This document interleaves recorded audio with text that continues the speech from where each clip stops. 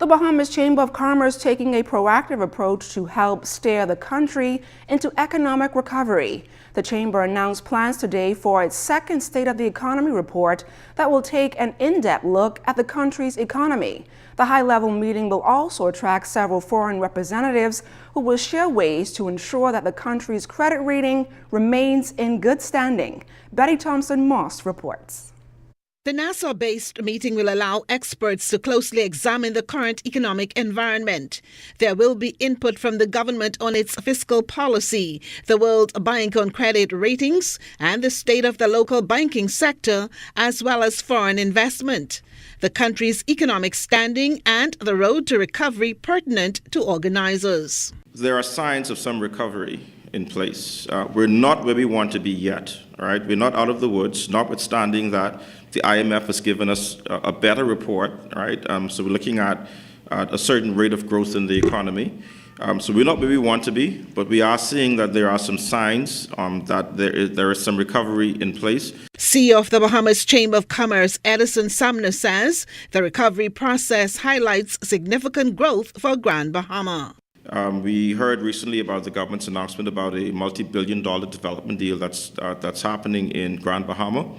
We know that Grand Bahama, we're talking about through the Grand Bahama Tech Summit, there's a lot of emphasis now being placed on Grand Bahama, Freeport in particular, and that is how do we turn Freeport into the new tech hub for the country, and effectively or essentially developing Freeport into becoming the tech hub for the region. While notable changes no doubt will be seen in Grand Bahama's economy from a national perspective, the meeting will also give key consideration to the country's rating process. It's a very important topic for us because, as you're aware, in the last several years, the Bahamas has been steadily downgraded on the World Bank's Ease of Doing Business Index. It's important for us to understand what that's all about and how we can find ways to correct that or to arrest that downward spiral.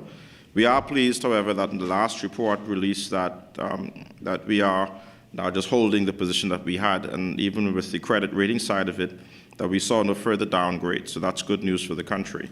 But we expect to have Ms. Nasser and Dr. Wright speak to us directly from the IDB and the World Bank about their assessment and the process and the methods they go through to make the assessments on our credit ratings in the country. There will also be much emphasis on the ease of doing business in the Bahamas and its spill-off benefits. And so part of our mandate and our challenge as a chamber is to do what we can from the private sector side to assist the government as much as we can to ensure that policies are being implemented. Sound policies, prudent policies are being implemented, and as they're implemented, then the issues that come with ease of doing business will correct itself if we are able to put those policies in place.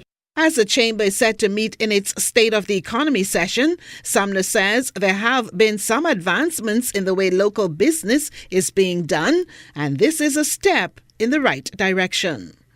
Betty Thompson-Moss, ZNS Network News.